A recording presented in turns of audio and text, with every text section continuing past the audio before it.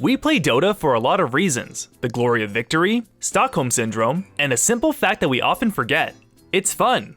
That's why in the Dota All-Stars era, a player by the name of Super Waitsome concocted the Dota Fun Mode maps, which introduce heroes and items that push the boundaries of balance and lean into the primal emotion of pure joy. Come with me and let's take a look at 4 of the Dota Fun Mode heroes. Let's start with a familiar face, everyone's favorite wall scroll they had in middle school, Cloud Strife, the ex-soldier. He's a melee strength hero who's good at clearing waves, initiating fights, killing heroes, and being remembered as way edgier than his source material portrayed him as. The lead role of Advent Children has a brief lore that simply calls him Cloud Strife, ex-soldier, first class. This description is a whole lot shorter than the rest of the Fun Mode heroes, but when you're so well known that Panasonic chooses you as the poster child for their phone line, you probably don't need an introduction. Cloud's abilities are modeled after his limit breaks in Final Fantasy VII, starting with Braver. This causes the guest star of Airgeese to jump a huge distance, stunning and dealing damage in an AoE wherever he lands. A pretty overpowered skill all around, this gives the ex-soldier mobility, crowd control, and some wave clear all on a 9-second cooldown. It's certainly a decent way to engage on an enemy, and you can always use it to escape in a pinch. Next up, the secret character of Final Fantasy Tactics has Blade Beam. This shoots a projectile at a primary target that deals magic damage, which then splinters off to surrounding enemy units within 600 AoE, dealing slightly less magic damage. It's a fairly simple nuke that's good for farming purposes, as well as dealing damage to a clumped up enemy team. Although it isn't too flashy, Blade Beam combined with Braver cleans up creep waves like it's nobody's business. The Kingdom Hearts cameo's third ability is Meteor Rain. This is a passive spell that gives Cloud's auto attacks a chance to summon down a meteor, dealing 100 damage in an AoE and mini-stunning targets affected. On its own, this actually doesn't do too much damage since Cloud is a strength hero and doesn't naturally have a lot of attack speed. Moreover, it's kind of bad at farming compared to his aforementioned skills, so this spell is more of an inclusion to keep up with the flavor of the character. I guess if you don't want to spend mana while you're farming, like it's super safe in the jungle or something, this can accelerate the creep killing process. But in all honesty, it's most useful when combined with his ultimate, Omni Slash. Yep, that's right. The Dissidia Delinquent has outright stolen Juggernaut's ultimate for himself, although it functions a little differently. The spell is cast wherever Cloud is standing. You do not target a hero with the ability. The spell also has a set amount of slashes, and each hit will deal critical damage based on the hero's attack. This allows Cloud to scale really well with items, and it has the added benefit of doing on-hit effects such as Maelstrom and his Meteor Rain passive, which looks really cool once you get a few procs off.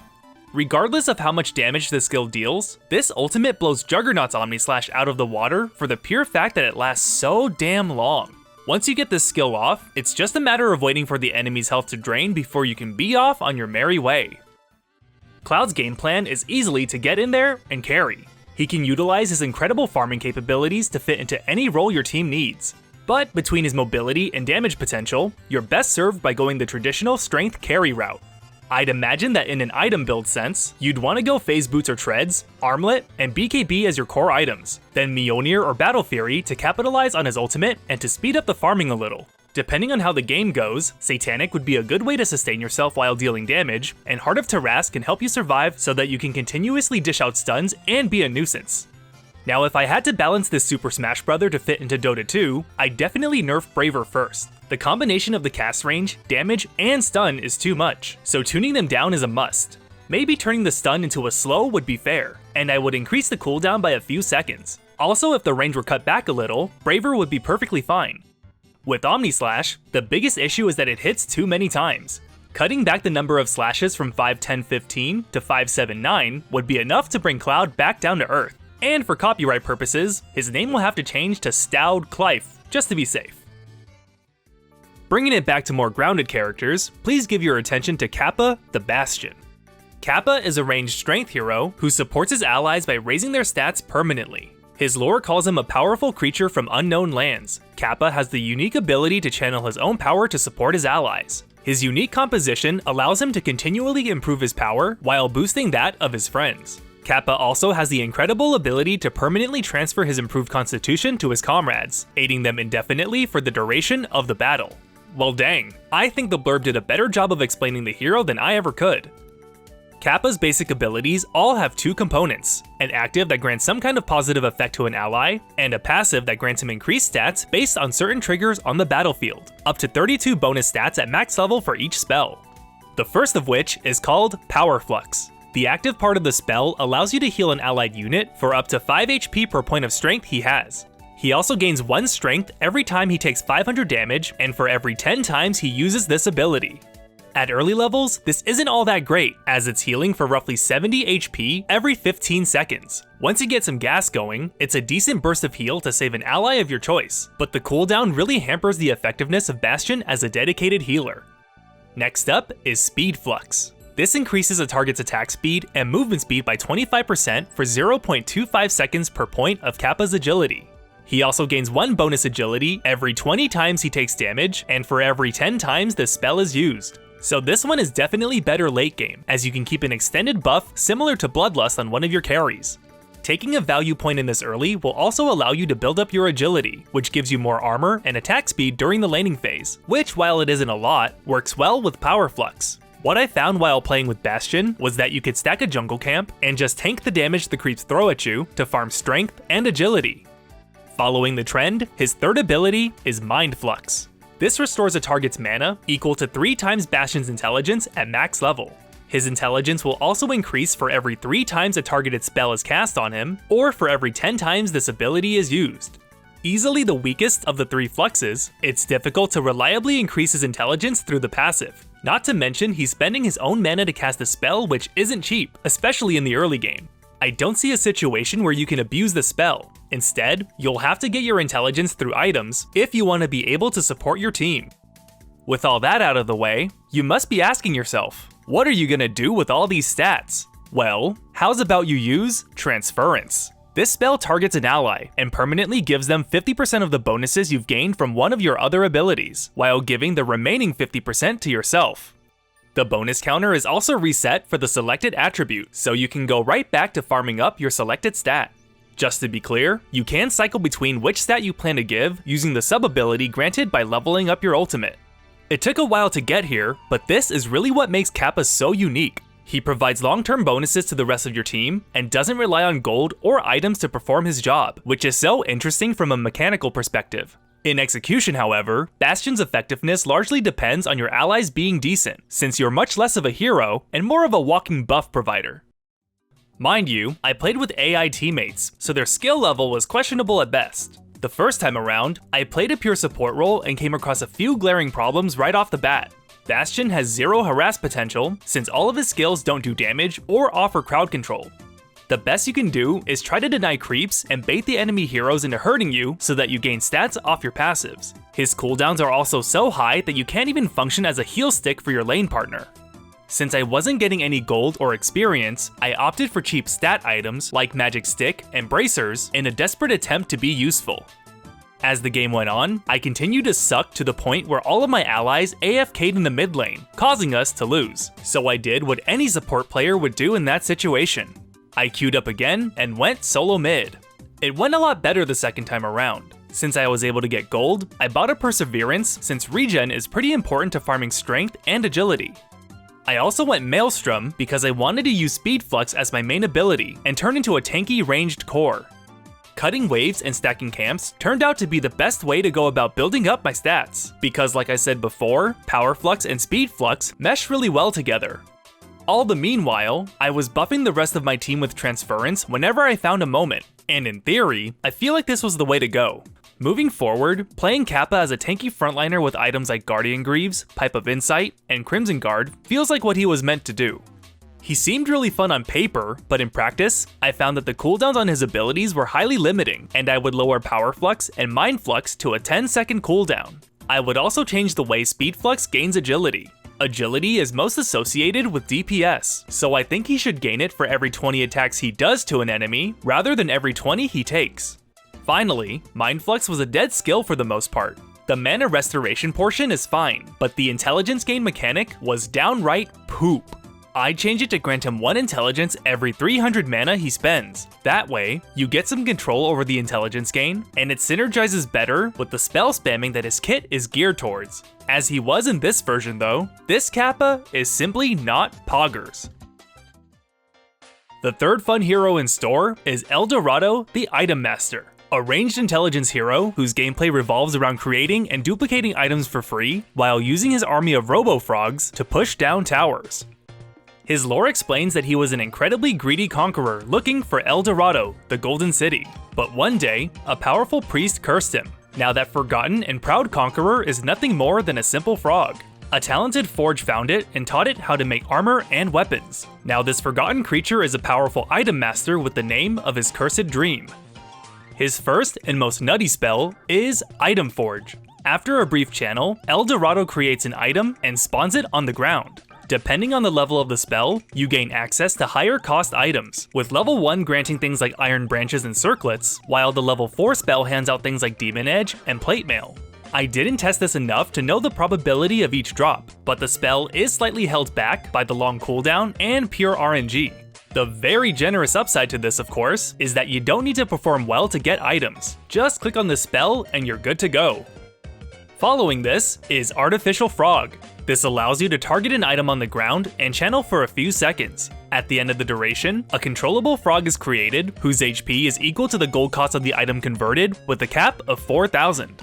The frogs can't regenerate their HP, and each level gives you 1 extra frog to control. The frogs do decent damage on their own and can easily cut the wave to farm lane creeps without much opposition. And to even further push their lane dominance is Refined Weapons. This is a passive that grants health, damage, and armor to the hero as well as the robo-frogs for each different item in your inventory. This isn't difficult to pull off at all, since you can always fill out your inventory with ironwood branches or clarity potions if need be. At max level, the robo-frogs also gain blink and demolish if you hit the 4 item mark, turning them into tower terrorizing automatons. With 6 unique items in your inventory, you're giving your controlled units an extra 96 damage and 48 armor multiplied by 4 frogs. A truly horrific outcome in an alternate reality where El Dorado is a real hero. The Item Master's ultimate is Piracy Method. This targets an enemy hero and copies a random item from their inventory. This item doesn't go away or anything, you just get to keep it. Obviously better the more farmed the enemy is, but this naturally gets a lot stronger the longer a game goes on. It also gives a small chance to double the items created through his first spell, Item Forge. This doesn't come up too often, but I was able to get double Hyperstones one time, and it felt broken beyond all belief. This spell's interesting in the sense that it doesn't really help his overall gameplay. But I mean, if you get to snag an Aghanim Scepter from someone for free, then yeah, you take it. I had by far the easiest time with El Dorado, and it was all thanks to the artificial frogs. The extra unit made last hitting a lot more comfortable, and the fact that they didn't have a timer meant that I didn't need to do any micromanaging. It felt a lot like controlling Meepo, minus the fear of dying if I mishandled one of my units. The item generation wasn't even a big deal like I initially thought it was going to be, because it kept giving me the weaker items. And in the end, the artificial frogs farmed so well that I didn't need to rely on the gimmick. In general, it feels like the best way to play El Dorado is to build like you would any micro hero. Vladimir's Offering, Guardian Greaves, and Assault Cuirass down the line. Anything else is just extra. For maximum pain, you'll definitely want to get a Scythe of Vise in there, as you can blink all of your robo-frogs to womp down on your chosen target. As far as balancing the Item Master for today's meta, there's a few things to focus on. Limiting the items that El Dorado can create through Item Forge is a good start. It lowers the amount of variance while also staying true to the core mechanic. The artificial frogs also need nerfed numbers across the board. They are way too strong for not enough downside. I think if they offered a dumb amount of gold upon death, like half the gold amount of the item that was used to create them, that would make it so you'd have to micro well or think twice before spawning one. Finally, his ultimate needs to be temporary, like Rubik's Spell Steal. To make it feel more like an impactful ultimate, you can pirate the highest cost item in the enemy's inventory. I think this would encourage interesting counterplay, as heroes who rush big items like Earthshaker would have to be careful about how they build so they don't accidentally give El Dorado a huge power spike in the early game. However, just based on how unbelievably broken he can be, maybe it's better that the Item Master just stays croaked. And now for the moment you've all been waiting for. Spongebob the Squarepants is a melee agility hero who strives to be the tankiest unit in all of Kingdom Come. His description calls him the main character of a very famous and stupid cartoon. He once lived in Bikini Bottom until he infiltrated Dota All-Stars. Now he uses his abilities to fight with the real heroes of Dota. Warning, he is only a sponge, so he isn't strong or smart, but is very difficult to kill. Ha ha ha. This last part is reflected in his base stats and stat growth, in which he has practically non-existent strength and intelligence, but he's got plenty of agility to help with his physical bulk. Also want to point out that all of his voice lines are pterodactyl screeches, which wasn't fun at all. Just wanted you to know that.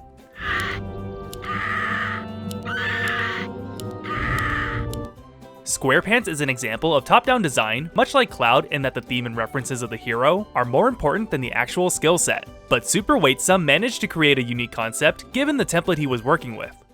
The first of the Nautical Nuisance's abilities is Karate Chop. This targets a single unit and deals damage, stuns them for 2 seconds at all levels, and causes them to lose a small amount of mana. The cooldown and mana cost are surprisingly balanced, especially given what we've seen so far, although I think it would land perfectly at around 15 seconds. This, of course, is a reference to SpongeBob's hobby of practicing karate, except the big foam protective gear is unfortunately missing. The second of the box of Brand Flake skills is Spongify. This is a passive that gives SpongeBob a percentage chance to spawn an illusion whenever he's attacked. He'll also heal for a set amount of HP in exchange for some mana every time this ability triggers. Honestly, a super neat spell. This is like Phantom Lancer's Juxtaposition in reverse. It's specifically strong against high attack speed melee heroes such as Juggernaut or Ursa, as SpongeBob will get to constantly heal and retaliate with his army of illusions. This seems to reference a mix of the fact that SpongeBob is able to withstand plenty of physical abuse, as seen in the Bully, and that he can reproduce by budding. Spell number 3 is Jellyfish Net, another passive that gives SpongeBob's attacks a chance to net his targets, which applies a slow on his enemies. His illusions also have the passive, although it only has half the chance to proc. This essentially works the same as Sanj, and initiating onto an enemy with a Karate Chop, followed by a barrage of jellyfish nets, is a good way to get a pick-off on a foe. As you can guess, this is inspired by one of SpongeBob's other hobbies, jellyfishing. And in-universe logic comes from the fact that SpongeBob is firmly grasping his weapon to apply the slow. The Squarepants ultimate is Crabby Food. SpongeBob can target an allied unit or himself, and after a brief channel, they will regenerate a crazy amount of health every second for 20 seconds, capping at 300 HP per second at max level. This is most effectively used on your team's initiator, but it can also be applied to himself to make up for his terrible stat pool, allowing him to enter a skirmish with a higher chance of survival. Naturally, this comes from SpongeBob's career and arguably his biggest passion in life, where he excels and thrives as a fry cook. Once you get over how silly the character is portrayed, SpongeBob is a blast to control. I went solo mid and maxed out Spongify first to get as much sustain as possible. You'll notice that his HP pool is pitiful, and pretty much any amount of magic damage coming your way is bad news. The Ogre Magi in this game was a giant butthole, and multicasts were able to take me out without much follow-up. After some time, it was easy to farm lane creeps and jungle camps since Spongify kept me alive, but I made a big mistake in building Diffusal Blade and Vladimir's Offering. I really thought the classic Naga Siren build was the way to go, but, you know, the multicasts. Boink! Bonk! I think Diffusal is still a valuable pickup, but SpongeBob desperately needs health and strength in order to not implode immediately in every fight. I mean, could you imagine if there was an enemy Earthshaker?